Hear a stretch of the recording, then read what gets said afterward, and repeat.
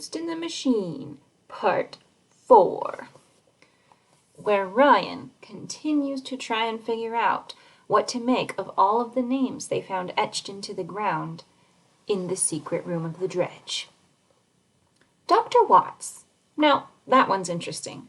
He was surprisingly easy to find in the Skeleton Creek Historical Archives. I was right in the middle of working on this lead when I heard my mom making the sandwich downstairs. That's why, when I went down there, I steered the conversation to Dr. Watts, because I figured she would have heard of him. When I mentioned his name, she cringed. "That old geezer," she said. "He had the worst bedside manner of any doctor I've ever met, and he hated kids." I know, because I was one of his patients. "Is he still alive?" I asked. "Far as I know, I guess he retired about 20 years ago, before you were born. He'd be about 80 by now. He's reclusive, but he lives right off Main Street." "You mean he doesn't get out much?" "I mean he never gets out. At least I haven't seen him. Mary over at the store delivers his groceries and cleans up after him. She says he's obsessed with alchemy. You know what that is?" I shook my head, not wanting her to know how much or how little I knew. The fact that Dr. Watts was into alchemy was a big deal. "Well, it's sure not good medicine. Something about mixing metals or chemicals. I think it's making him soft in the head, whatever it is." "Very interesting. Dr. Watts is alive, so that makes 3. And just as important, he's messing around with alchemy, which has to be connected to the alchemy chart I found in my dad's dresser. And speaking of 3s, the last 3 names on the list inside the dredge were connected. Here's how I figured it out. First, I searched each of the names separately. Jordan Hook, Wilson Boyle, Hector Newton.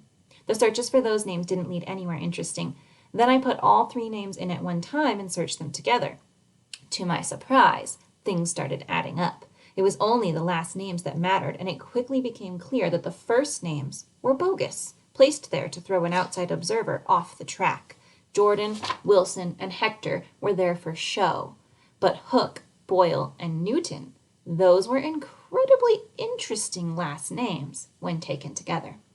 Sir Isaac Newton, obviously I'd heard of him, gravity and all, but the other 2, both with the first name Robert, were even more interesting.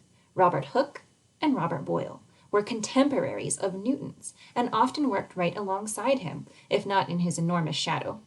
All 3 scientists were fiercely competitive and laid claim to similar finds. Here's where the dots start to connect. Boyle, in particular, was a great enthusiast of alchemy. It was a secret fascination. As I read more about it, I began to understand that alchemy is, at least in part, the science of trying to turn one kind of metal into another.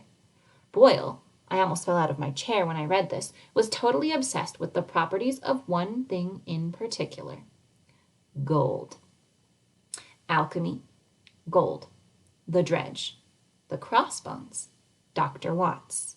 These things are all connected somehow, and that chart in my dad's dresser drawer, the alchemist diagram of 79 for Paul McRae. Henry and my dad are going to be home soon. I should go downstairs and sit on the porch so they don't wonder what I'm doing up here. No sense getting them suspicious when I don't have to. This is what I have so far. Joseph Bush, dead. Francis Palmer, dead. Paul McRae, my dad, alchemy chart. Gladys Morgan, New York visit. The Apostle, send Sarah to check the churches. Dr. Watts, alive, alchemy, reclusive. Jordan Hook, fabricated. Wilson Boyle, fabricated. Hector Newton, fabricated. Darrell Bonner, shows up mysteriously, can't be trusted. A few hours work and I've cut the list in half. Not bad. Sunday, September 19th, 10 p.m. It's clear my parents are serious about keeping me out of my room, and they've enlisted Henry to help. Is it really 10? I'm tired.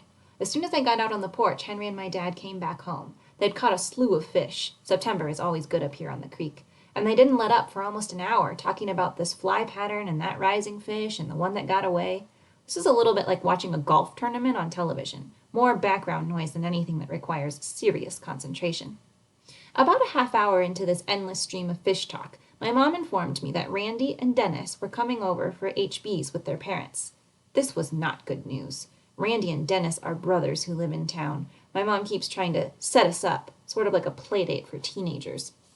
These guys are about as interesting as dirt. We have exactly 0 things in common. Plus, they're loud and they like to beat up on each other. I'm not even saying they're bad people. Exactly. Just that I can't think of a single reason why I would want to spend my Sunday evening listening to them talk about video games, dirt bikes, and farts.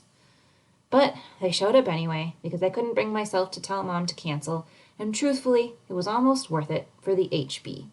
An HB, in case I die and this journal is found in a ditch somewhere 100 years from now, is a Henry bomb. This is a burger that is huge beyond all reason. Part of the fun of having an HB is to see how much of it you can eat. No one, to my knowledge, has ever finished a Henry bomb. My mom and Randy and Dennis's mom split half of one HB, if that tells you anything.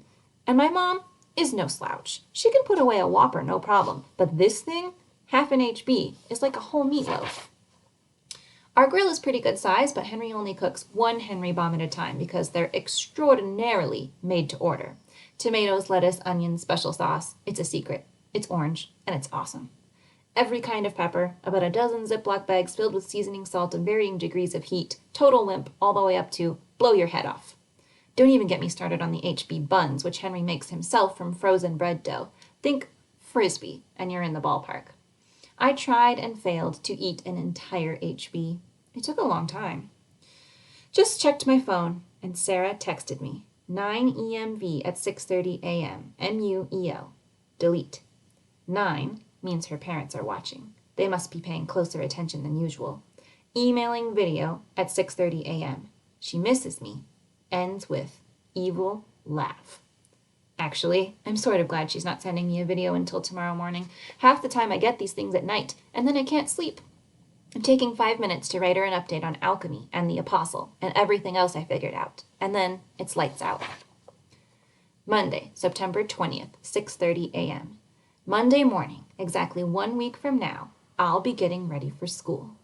Maybe classes and homework will make my life feel normal again. The second I woke up, I sat up and looked at the walls in my room. There was no new writing. Either I couldn't find a pen in my sleep last night.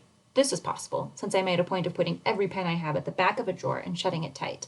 Or whoever wrote the first message doesn't feel like he needed to tell me twice. And then there was this other, worse feeling as I woke up and looked at the poster. If I lifted it and looked underneath, would the words even be there? Don't make me come looking for you. This is how messed up my memory is becoming. Can I even tell the difference between truth and fiction? I checked my phone, no password. I checked my email, no password. Then I looked out the window and saw a piece of paper was taped to the outside. This can't be good. I pulled the window up just far enough to reach my hand under and take the note. I could hear my parents talking down the hall, getting ready to leave for work. Henry would sleep in late and probably go fishing. Pretty soon, I'd have the house to myself. Here is what the note said. No more email or text messaging for a couple days. My parents are really cracking down. Bonner stopped by here yesterday. Sunday. Can you believe that? He told my parents someone had cut the lock on the dredge and gone back in. He came right out and said he suspected it was me. Unbelievable. He kept giving me the evil eye, like when I was in his office the other day. It's a good thing I grabbed those bolt cutters on the way out, or we'd be finished. Don't be surprised if he shows up at your front door. I got your message about the alchemy. Very interesting. I wish we could sit down and talk. It's killing me. I'll do some digging at the church on the edge of town after school. For now, I've got some big news of my own. Just go to the site and use Castle of Toronto as the password. I have to get back to my house before it gets lights out. I can't wait to see you, but don't send any more emails or texts. At least for today. It's too risky. Leave me messages at the Blue Rock like we used to when we were kids, and I'll do the same. Sarah. P.S. I heard you had Henry bombs last night. Everyone heard. I'm so mad I couldn't be there. I bet you tried to eat a whole one, since we couldn't split it. Didn't you? That might be the best password yet. Very impressive. And she's right, I did miss having her there to eat half my dinner. Being a glutton about it didn't make me any less lonely. Plus, I got a stomachache. The Blue Rock. A hassle, but at least it'll be safer with Daryl Bonner snooping around. Ever since that guy came to town a few weeks ago, there's been nothing but trouble. What's his real reason for transferring here? I can't hear people in the house. Dad's shaving. Mom is making coffee. I better make a showing. Then I'll come back and check the video. Monday, September 20th, 7:45 a.m. Parents are gone, and Henry is still asleep downstairs. time to check that video. Nope. Okay, yeah, that's not going to work. Go to sarahfincher.com. The password you want to enter is Castle of Tronto. Tranto. I'm not going to try to record the video because the sound gets all messed up, but you guys can go. I will put the link for sarahfincher.com on the Google Classroom post, and you guys can just click it, enter this password, and watch the video on your own. Have a great weekend!